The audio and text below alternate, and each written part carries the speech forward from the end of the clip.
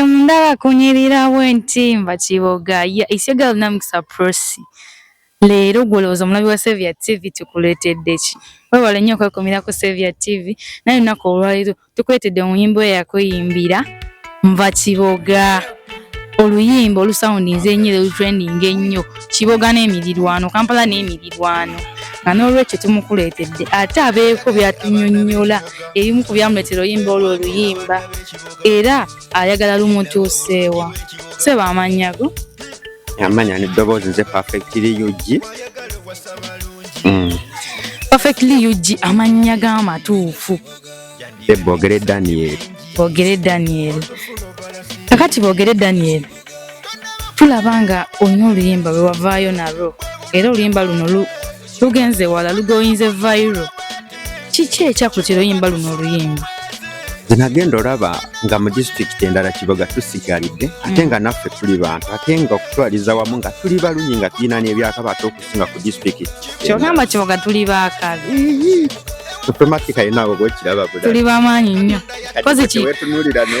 kozi Kiboga tusulawa ku mwezi bannange akati sebo ng'ogyeko oluyimba luno lwanva Kiboga olinayo ku nnyimba endala ennyimba nyingi nnyo lwakuba nti luno olw'Ekiboga tegeemaanyi lwe lusinze okulaga amaanyi go lusinze okutambula badde ne ziri z'amaanyi tusuubire ezo ennyimba nazo okuvaayo nga luno lumaze okubaako we lutuuka nazo zigenda vaayo kuba nazo nnungi kale ogenda tuwamu akapeera mu maaso eyo mu bintu ki byosinga okwagala ebyakuleetera okuyimba ku Kiboga bintu ki byosinga okwagala mu Kiboga ekisooka nnungi ekyokubiri Kiboga nti mwenzaaliddwa mwendabidde omusana Kiboga bayizawo ennungi okutwaliza awamu kubanga tulina amadwaliro tulina disitulikiti ennungi n'enguudo nnungi ate n'obukulembeze nabwo si bubi nabwo bulungi okutwaliza awamu tulina amasomero amalungi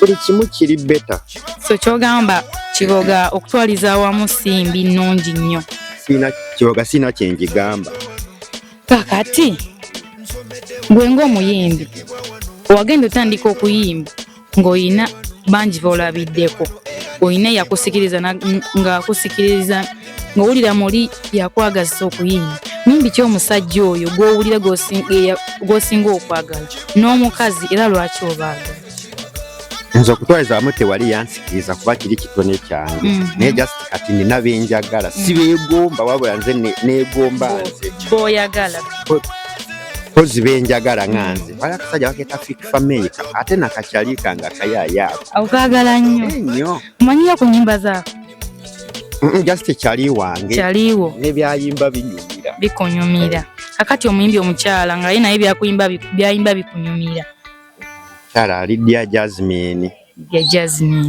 bayimbi boyagala battabu babinkolera naffe katukusabire obere wa ttabu kakati waliwo ebiwulirwa mu ŋŋambo nti oluyimba luno lwanva Kiboga walubba era batandise n'okutiisatiisa ffe bye tulaba eyo ensonga eno ogyogerako ki ensonga eyo just kati kulwana bulwanyi n'amaanyi naye ate ne Katonda yo waali kubanga oluyimba olwo nze sina luyimba lwe nabba nawandiika ng'omuntu oluyimba nengenda mu studio nga bulijjo nenkola oluyimba nga bulijjo naye nze ekimanyi awali ebirungi tewabula bibi tetusobola okubeera wantu nga tewali nkokola so abo boolyawo bafutwa naye tujja bayitako mulo amiina kyogezako ga nti n'omugagga yenna wonna waali yalina baamulwanyisa nga yakatandika of course bwe kiri kati gwe totidde asobola kutya nga bannakiboga mbalina ate nga ndi munnakiboga ng'olina amaanyi ga Kiboga kale kakati ku bantu ba Kiboga bannakiboga bantu ki be wandiyagadde bakuyambe okukola vidiyo y'oluyimba luno of course vidiyo eno tubadde mu nteekateeka naye kati ate tebyazeemu bino eby'enkokolo kusindikagana ndaba nga vidiyo yeetaagisa amangu so waliwo bakulembeze bange abakulembedde Kiboga abakulembera kati Kiboga abaze bakulembera okuva emabega n'abo abeegwanyiza okukulembera Kiboga nokimanyi nti yatabu olaba abantu beesimbayo ne bavaayo nga 5 ku 7-2 n'olanga bonna balwana bakulemberemuuko mu kiboga kitegeeza nti kiboga ya tabu kuba bagirwanira gifugamu. So kati mbadde nsaba abantu abo b'oyagala bakuyambe ofulumye vidiyo eno obakoowoole yonna gye bali.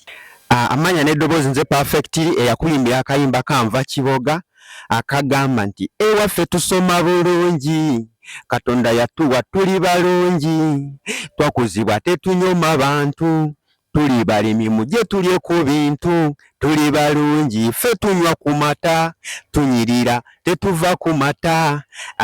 Abalabi ba Sevia TV nyongera babuuzaako nti mwebale okutulaba kyemukola kyamaanyi nnyo mu abasinga.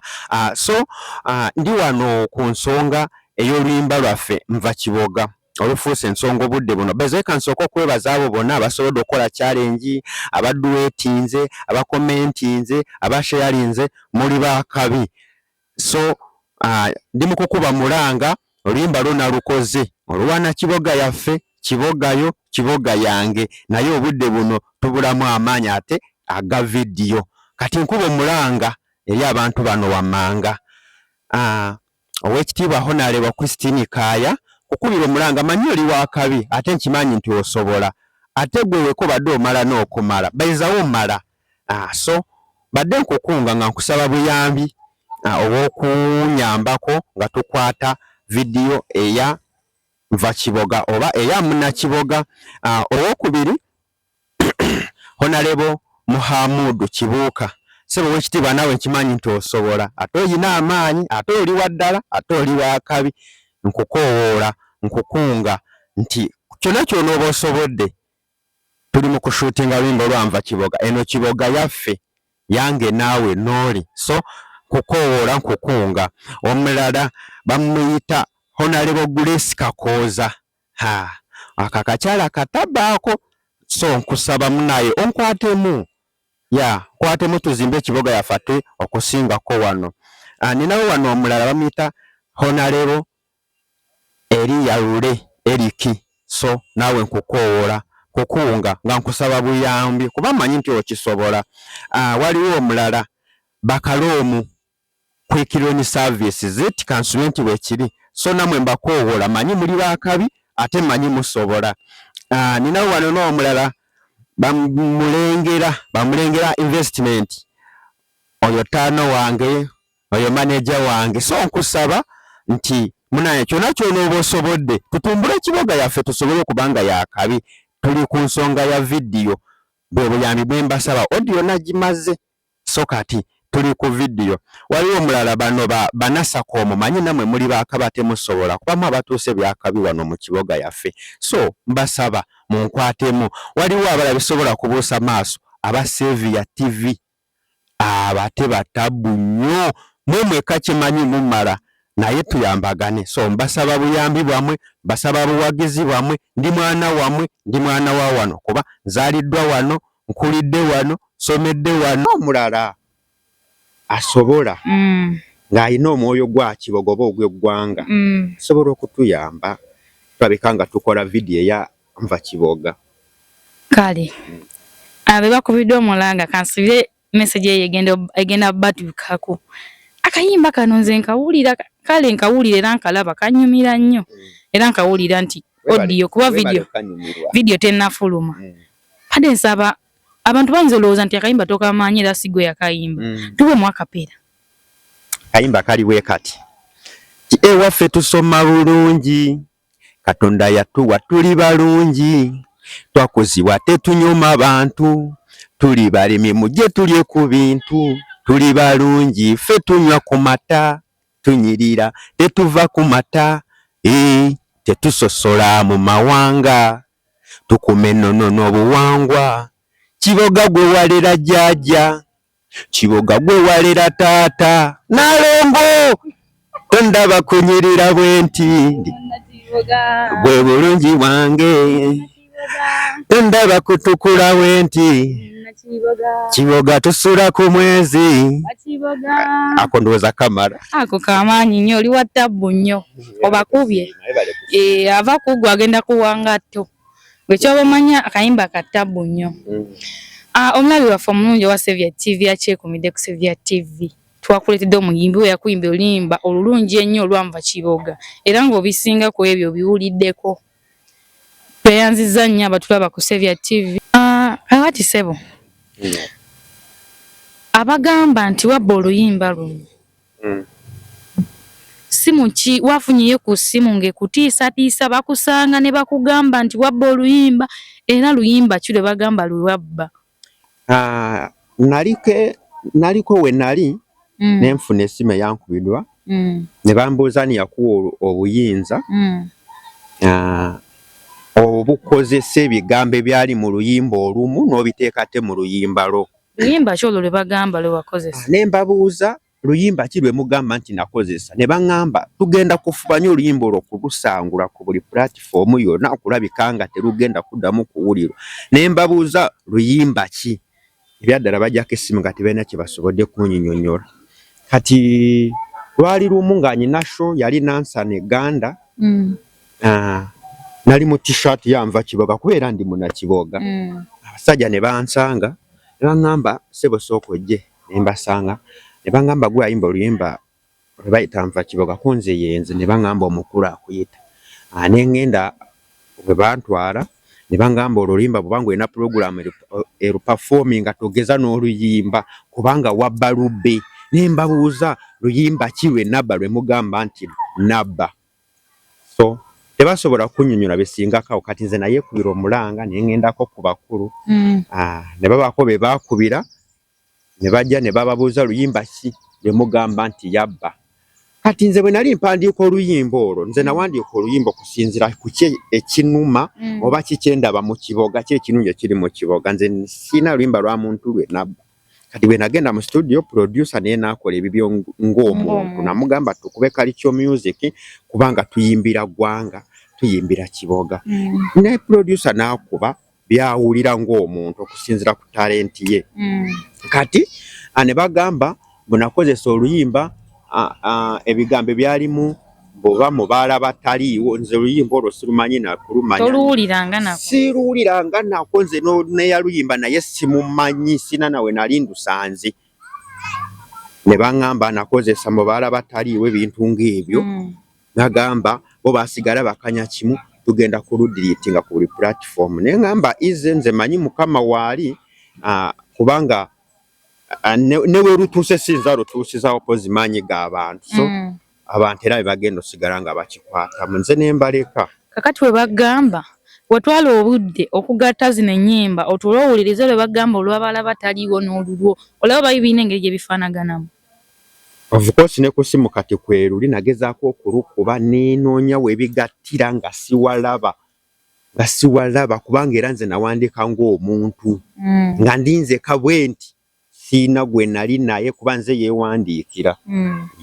Kati bano abantu abakutiisatiisa wafaayo okulaba nti be bantu abatuufu bennyini ababaga amateeka agalina okugaana okutambuza oluyimba olwo? Nze byaddala saabalondoola kubanga tebalina kye basobola kwongerako ku maanyi ga Katonda, tebalina kye basobola kukendeezaako. Nze neesiga Mukama Katonda by the way. So kyonna kye bali nze saagala kumanya kuba manyi n'oluyimba sabba lwabwe luyimba lwange kati bo be bamanyi naye kijja kuggwa.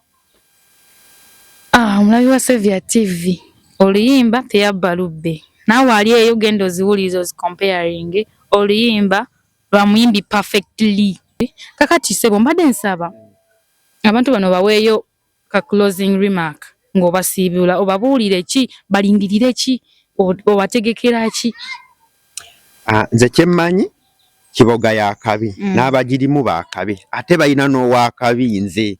Kati balindiire ebyakabi ate ebijja kubanga vidiyo gye tugenda okwata egenda kuba madda egenda kuba maanyi nga muzigo print ate ne music omulala ajja ate ku luno Kiboga tulina ogiza ku ntikko tuve mu biro ebya nakawunde bannaaye nze kambabuulire Kiboga tufuuke ensonga nga tetuva ku TV tetuva ku social media twongere ku kipika. Bezoeka nebaza abantu abankoledde bu challenge abampadde bu follow abampadde bu like abakomentinze bane muli bakabi mwebale nnyo mwebale ddala sina kye nsobola kubadizaawo naye Mukama Katonda ye akibabalire. Amiina.